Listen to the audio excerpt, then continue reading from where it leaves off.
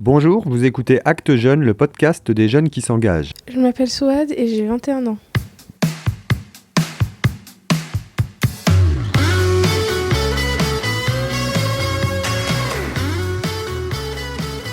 Voici le portrait de Swan, jeune étudiante anxieuse aux tendances suicidaires qui a découvert le goût de vivre grâce au théâtre d'improvisation. Elle nous raconte comment elle est devenue militante de l'impro. Elle nous raconte aussi comment elle s'est réorientée vers les métiers de l'animation après avoir dans un premier temps suivi une filière scientifique. Je fais du bénévolat depuis que j'ai 15 ans. J'ai commencé en faisant la course contre la faim quand j'étais en seconde. Et cette année-là, je faisais aussi du soutien scolaire. Je faisais 1 heure par semaine. Donc j'avais déjà 2 engagements bénévoles cette année. Pour la course, il fallait que je recueille des parrainages toute l'année et que je prépare la course quand même pour courir bien. Les années suivantes, j'ai continué à faire du soutien scolaire. Donc je faisais 2 heures parce que j'avais continué avec mon ancien élève et j'ai fait avec une nouvelle élève. J'avais un peu du mal à tenir le rythme, problème d'organisation parfois. Et du coup, parfois, j'étais pas tout le temps là. Et ensuite, j'ai abandonné ça parce que je trouvais que j'avais assez vu. J'avais fait le tour un peu. Et c'est un point commun que je retrouve beaucoup dans les associations, c'est quand tu as un bénévole qui est quand même assez investi, qui revient, et qu'on ne lui propose pas qu'on l'oriente pas, qu'on n'essaye pas de le recruter, je sais pas, en lui proposant une formation, j'en sais rien. J'ai questionné les gens avec qui j'étais et en fait, ils m'ont dit, moi je suis en service civique, je gagne 500 € par mois. Donc je me suis dit, c'est pas ce que je vais faire dans la vie. Hein. Mais ils m'ont pas dit, les autres postes qu'il y avait. Parce que moi, en fait, ça m'intéressait de travailler dans ce métier, quoi. J'ai laissé tomber cet assaut. J'ai fait un séjour avec APF Handicap. C'est un séjour adapté. J'ai fait une fois ça. Et après, ça m'a plus trop donné envie travailler dans les hôpitaux. Parce que j'avais un peu envie de faire infirmière ou quelque chose comme ça. Et en fait, je me suis dit que c'était un peu trop lourd. Parce que c'était des personnes qui m'ont raconté beaucoup de choses dures. Moi j'ai eu aussi une vie dure, donc me retrouver avec des témoignages où on me dit il y a eu 3 jours où on m'a laissé en face d'une vitre et on m'a juste laissé comme ça. J'étais d'accord. Et voilà. En fait j'ai fait ça quand j'avais 18 ans et du coup c'était très lourd en fait, vraiment très très lourd. Donc quand j'avais 18 ans j'avais encore envie de me tuer, donc vraiment compliqué. Après ça j'ai fait des séjours remparts. Donc pour le patrimoine avec mon foyer. Donc j'en ai fait 2. Donc après j'ai rencontré Helios, c'est celle qui a créé l'association à Petits Pas. Et j'ai fait des ateliers d'écriture avec cette association. J'ai découvert que peut-être que je faisais trop de bénévolat. Parce que les gens autour de moi, malgré mes critiques, n'en faisaient pas en fait. Vraiment pas tellement, non. Il y a des gens, jamais. C'est juste... Et donc, je faisais trop de bénévolat et du coup, je me suis dit, pour une personne qui travaille 35 heures, je fais beaucoup de bénévolat quand même. Est-ce que je devrais pas en faire mon métier ? Ça a été difficile de faire ce choix de l'animation ? Ma situation de personne anxieuse, à la différence de quand j'étais au Sénégal, quand je suis arrivée en France, j'étais une personne qui n'acceptait pas la critique. Parce que l'anxiété fait que tu n'arrives plus à faire la différence entre les bonnes critiques et les mauvaises critiques. Du coup, tu te fermes aux autres. Tu te sens rejeté constamment. Tu es obsédé par le fait que ça se passe comme ça, tu le penses dans ta tête, comme tu l'imagines, comme tu l'idéalises dans ta tête. Donc j'étais fermée à la critique, fermée aux autres. Et du coup, je ne pouvais pas vraiment avancer.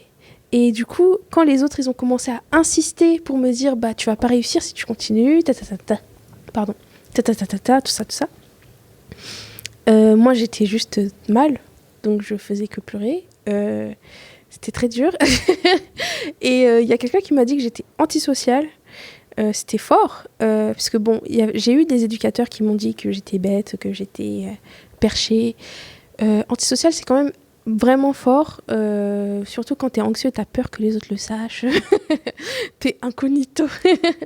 Donc, à ce moment-là, je me suis dit, peut-être qu'il faut que je fasse des études scientifiques et que je sois seule dans un laboratoire, parce que en fait, je sais que je suis créative. Je sais que j'ai des choses à apporter, en fait. C'est ça qui est fort, c'est que quand t'es anxieux, tu sais que t'as des choses à apporter à la société, mais tu sais pas, t'as l'impression que les autres, ils sont indisponibles. Mais en fait, c'est toi aussi que t'as pas envie d'être accessible. Donc, en tout cas, tu contrôles pas. C'est ça, c'est vraiment, tu contrôles rien. et tu es obsédé par le fait de rien contrôler. Et donc je me suis dit, bon, il faut que je sois seule dans un laboratoire parce que je suis créative, j'ai des choses à apporter, mais peut-être que je n'ai pas vraiment besoin, en tout cas c'est mieux que je ne sois pas avec les autres. Donc je me suis orientée dans une voie scientifique, j'ai fait un bac+2 en BTS technique physique pour l'industriel laboratoire. Après j'ai fait une licence pro, j'ai pas pu la terminer. Et dans la métrologie, du coup, j'aimais bien, je faisais plein de mesures physiques, je pouvais travailler dans n'importe quel secteur, j'aimais beaucoup. J'ai fait quelques expériences en tant que technicienne et en fait, j'ai jamais été seule dans mon laboratoire. J'ai jamais été seule dans mon laboratoire, j'ai eu des collègues, ils m'ont critiquée, j'ai refusé et je les ai trouvés pas ouverts à la conversation et ils m'ont dit bah c'est normal parce que c'est nous qu'on doit t'apprendre en fait, c'est pas toi qui dois nous dire voilà. Et j'étais pas d'accord. Et donc je l'ai mal vécu. Surtout que eux, ils ont insisté. Ils ont commencé à me surveiller au-dessus de mon épaule. Donc moi, ça me mettait une pression trop dure, en fait, de venir au travail tous les jours pour être surveillée, épiée comme ça. Et donc c'était vraiment une expérience horrible pour moi. Vraiment dure. Et moi, je me disais, bon, bah, si vous estimez que ça va pas, dites-moi juste qu'on fait une formation. Mais que moi, je me sens constamment surveillée comme ça, observée de manière, je suis pas sûre qu'elle est bienveillante. Tu vois, en fait, tu mets tout le temps en question la moindre critique, la nature bienveillante de tes critiques. Tu ne peux pas te dire qu'elles peuvent être constructives, en fait. Et c'était ça, en fait, mon anxiété qui m'a pas encore quittée. Hein. Je continue à essayer de faire des compromis. Parfois, je me dis, ok, c'était dur ce que cette personne m'a dit, mais comment est-ce qu'elle aurait pu me le dire autrement ? Et après, je me rends compte qu'il n'y avait pas de meilleur moyen. Et du coup, je me dis, bon, voilà. Donc, peut-être que c'est juste toi qui dois juste accepter, en fait, que bah, t'es pas parfaite et puis tout va bien. Donc, voilà. Je pouvais plus, en fait. Je pouvais plus. J'avais déjà fait 3 expériences dans les laboratoires. À chaque fois, mes collègues, ils n'étaient pas satisfaits de moi. Et bon, moi, voilà, j'ai pas réussi à me réinventer sur ce coup-là. Et donc, du coup, je pouvais plus. Je me voyais plus retourner dans un laboratoire. Et du coup, j'ai commencé à me dire, j'aime bien ce que je fais en animation. Faut que je fasse ça. Faut que je fasse ça. En fait, c'était vraiment une coïncidence. Il y avait 2 chemins qui se sont croisés. Le chemin où j'étais en train de me dire, je fais trop de bénévolat, il faudrait que je vive de ça quand même, peut-être.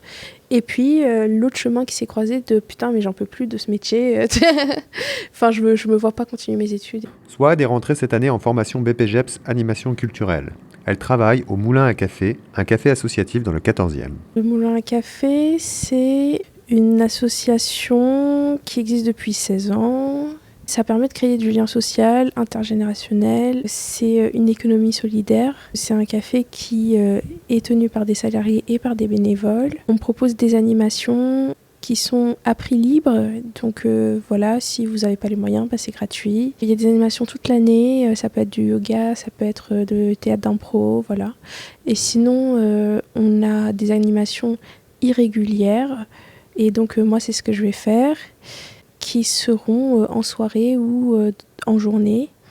On est ouvert de 10h à 22h et les animations, ce sera plutôt entre 15h et 18h et entre 20h et 21h30. Les animations irrégulières, ça peut être un atelier d'écriture, ça peut être un repas thématique, ça peut être un karaoké. Voilà, on m'a proposé par exemple un atelier zéro déchet de la mairie de Paris.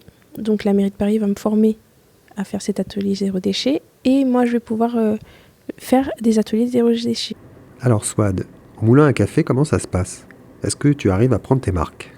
Je suis un peu gênée par rapport à la charge de travail au niveau de la cuisine parce que parfois on se retrouve avec pas assez de bénévoles et du coup ça devient vraiment mon travail de faire la vaisselle ou plein de choses comme ça, mais sinon de toute façon, on peut pas faire que de l'animation. Enfin, je sais pas, je trouverais ce métier, sinon je trouverais cet endroit.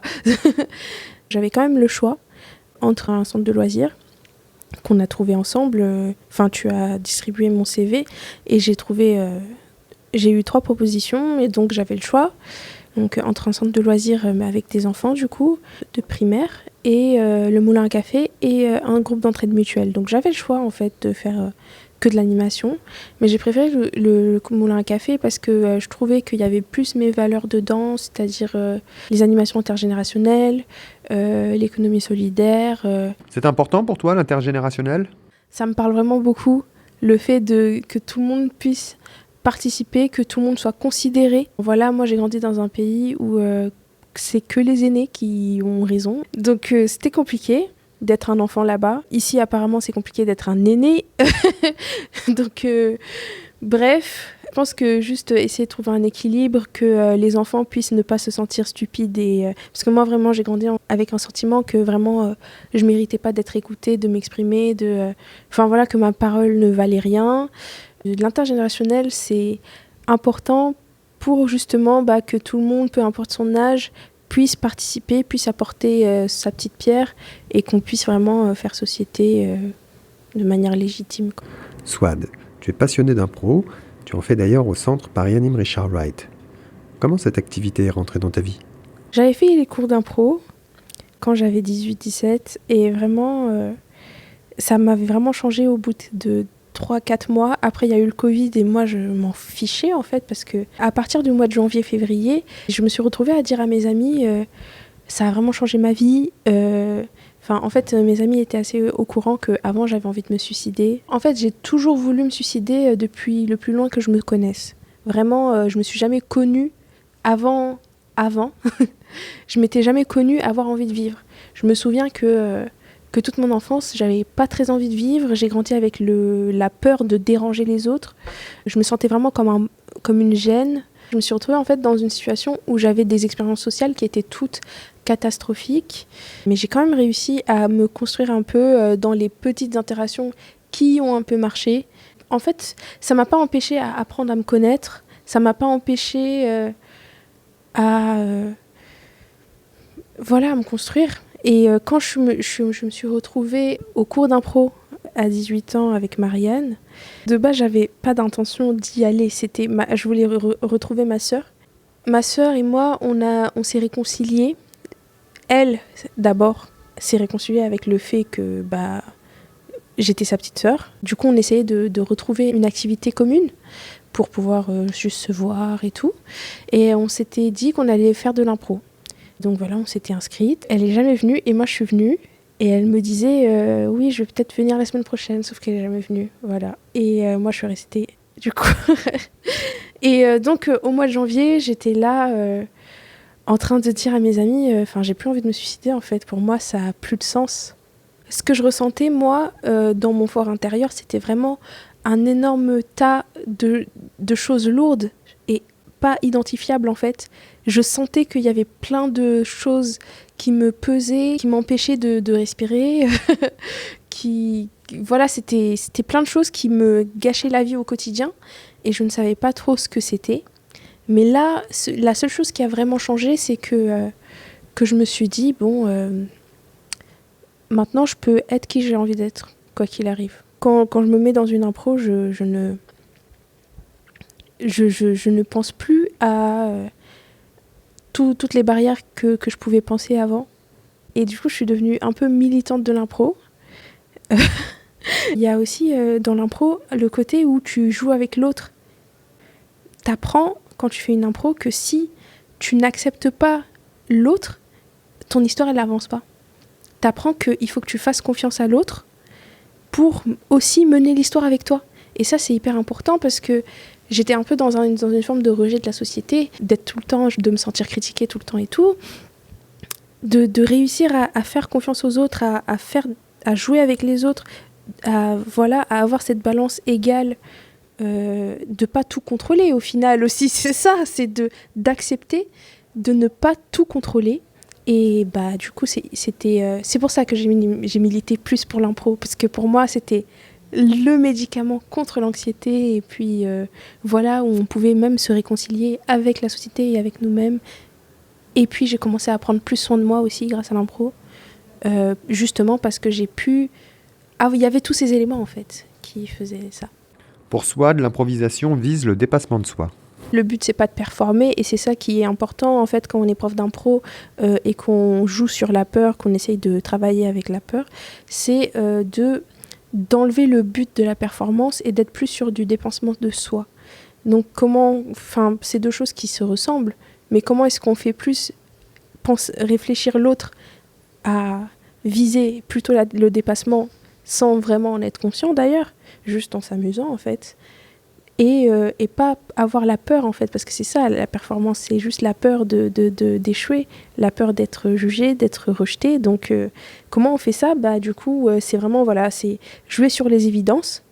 Donc moi, quand je commence un cours d'impro, c'est on marche, on se dit bonjour, et après petit à petit, on va nous demander de faire comme si on avait envie d'aller aux toilettes, et du coup là, on va commencer déjà à être créatif, à mettre un peu plus d'éléments, et là, on n'est plus dans l'évidence. Mais on ne le voit pas passer. On ne voit pas qu'on n'est plus dans l'évidence. Pour nous, c'est évident, puisqu'on est tous ensemble en train de se dépasser, de créer autre chose, en fait.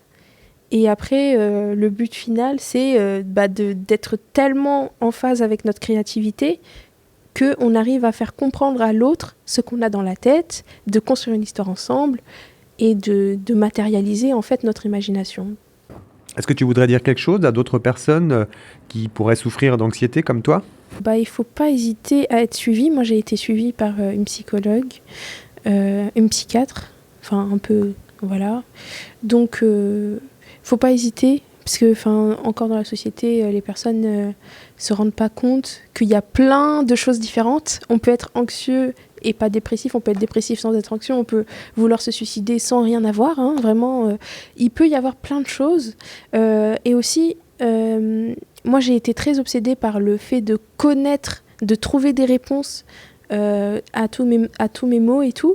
Et en fait, aussi, ce que j'ai remarqué, en fait, c'est que c'est pas très important de connaître la raison. Vraiment, tu pourras t'amuser après à connaître la raison une fois que tu iras mieux.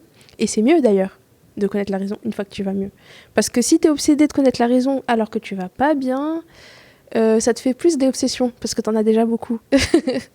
Donc, non, en fait, il y a une psychologie qui s'appelle la psychologie comportementale, et c'est justement de pas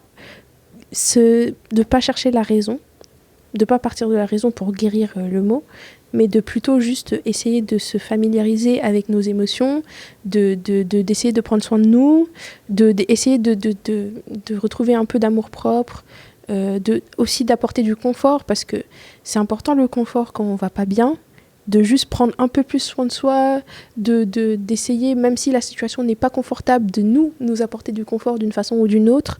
C'est ce qu'on fait déjà mal parfois en ayant des troubles du comportement alimentaire, par exemple, ou autre chose.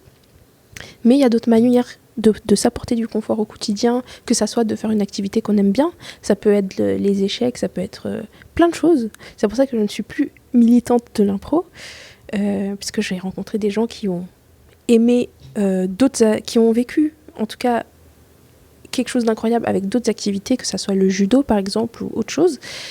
Donc voilà, faut pas hésiter en tout cas à se chercher, à chercher quelle est l'activité qui nous apportera ce confort dans notre routine peut-être sans aucun mal-être, ou bien dans notre routine avec un peu de mal-être, et aussi à prendre plus soin de soi et à chercher de l'aide, voilà, si on se sent bloqué, parce que c'est un peu ça, la société, c'est de rencontrer des gens qui nous débloquent, que ça soit des professionnels ou pas.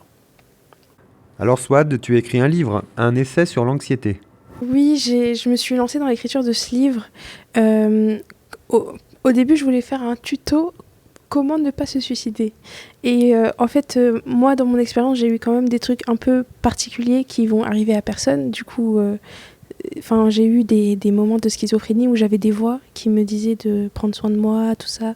Donc ça, déjà, je peux pas le mettre dans mon livre. Je vais le mettre pour dire que quand même, j'ai eu ça et que du coup, c'est pas... Tout le monde ne pourra pas en bénéficier. Mais sinon, je donne des petites techniques déjà, je parle aussi un peu des émotions, de fait d'accepter, en fait, c'est vraiment aussi le côté vraiment d'accepter le fait que ça se passe pas comme on voudrait, d'accepter le fait de pas tout contrôler, etc. Et aussi, je parle aussi de plein de faits de société. Du coup, mon livre c'est un peu dirigé vers un essai en fait, parce que justement, je me dis, dans la société, on se critique quand même beaucoup. J'avais l'impression que j'étais la seule, mais en fait pas du tout. On se critique beaucoup, on est tout le temps en train de s'auto-évaluer. Y a des gens qui n'ont même pas besoin de diagnostic parce que eux-mêmes ils se disent je suis telle chose ou bien je suis comme ça, et du coup c'est une atmosphère quand même qui n'est pas très bon, puisque du coup moi ce qui m'a aidé c'était vraiment de me réinventer. Par exemple, c'était le fait de me dire je suis capable d'être autre chose, vraiment, je le sais. Et ce qui enfonce, c'est le fait d'avoir l'impression d'être tout le temps dans une case, de ne pas réussir à s'échapper de ce que les autres pensent de nous, ou bien de ce que nous on pense de nous. Et donc je me dis, je parle un peu de la société comme ça, voilà. Par exemple, il y a certaines idéologies qui sont très fermées à l'autre, qui sont très en fait dans l'idéal, qui sont divins. Enfin, vraiment, et du coup, on voit que paradoxalement, plus tu cherches à caresser un idéal, plus tu te revendiques d'un idéal, et plus tu es vraiment inhumain, plus tu vas tendre à vouloir rejeter les gens, etc. En fait, et c'est là qu'on voit que tu es fermé, et que que l'autre, tu ne prends pas décision avec l'autre, que tu ne prends pas en compte l'autre dans ton projet. Ton projet n'est pas d'exister avec l'autre en fait, et de trouver comment tu peux exister avec l'autre. Donc je fais certains parallèles comme ça avec la politique ou quoi et tout. C'était le portrait de Souad, militante de l'impro. À bientôt sur Actes Jeunes, le podcast des jeunes qui s'engagent pour de nouvelles rencontres inédites.